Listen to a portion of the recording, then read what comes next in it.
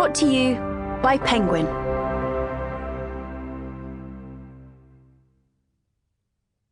The Escape by Hilary Boyd. Read by Catherine Bailey. My dad had limitations. That's what my good-hearted mum always told us. He had limitations, but he meant no harm. It was kind of her to say, but he did do harm. Gillian Flynn. Prologue. Walthamstow, 10th of December. Dearest Bel, I'm so sorry to be writing this. I know what I've done will shock you to the core, but I felt I had no choice.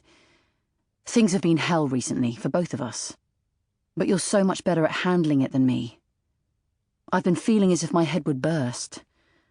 I know the restaurant is history, and I know I've been in denial about the situation, but recently it's begun to sink in that my lifelong dream for 83 is over. You've known for some time, of course. For me, realising this was the last straw. Something crazy has happened to me, Bel.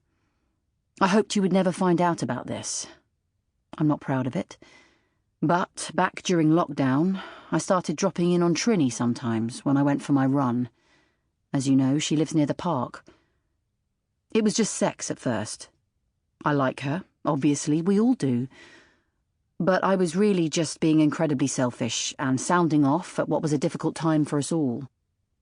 Then, 2 weeks ago, she told me she was 4 months pregnant. Christ, even writing this is painful, as I know how I treated you in the past, faced with the same situation, and how devastating it was for you when things didn't work out back then. Anyway, Trini wants to go back to her family, who live in southwest France, as you may remember. And it seemed like the ideal opportunity for a new start. So, I've gone with her. I know what I said about being a father again, but somehow this feels different. Maybe it's my age. I can get work there easily, I imagine. I realise you will hate me for this, and I deserve everything you throw at me.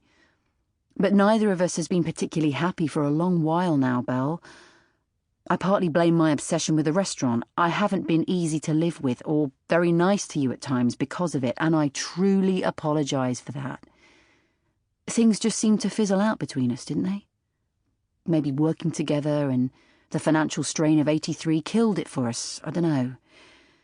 Anyway, sell the place, take what's left. I relinquish my share of the flat and the business. I wish you all the very best in your life, Bel. I will remember what we once had with love and great fondness. And so, goodbye. Louis. Kiss, kiss, kiss. As Bel sat, letter in hand, on the dusty step leading down to the street from their Walthamstow flat, emotions surged through her body like a typhoon, hurling everything about in its path. Shock, disbelief, excruciating hurt, and contempt vied for pole position. But it was pure, uncontaminated rage that won out. Her whole being seemed electrified by it, to such a degree that she was catapulted upright, swinging the hand holding the letter round so hard in the narrow hallway that it hit the wall with brute force, and she screamed. But instead of nursing her bruised hand to her chest, she ignored the pain.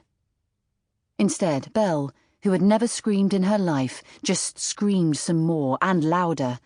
Unembarrassed, barely herself, she flopped over, knees bent, back arched, hands balled into fists, and allowed the sound to pour unfettered from her open mouth, an ear-shattering, visceral howl of agony.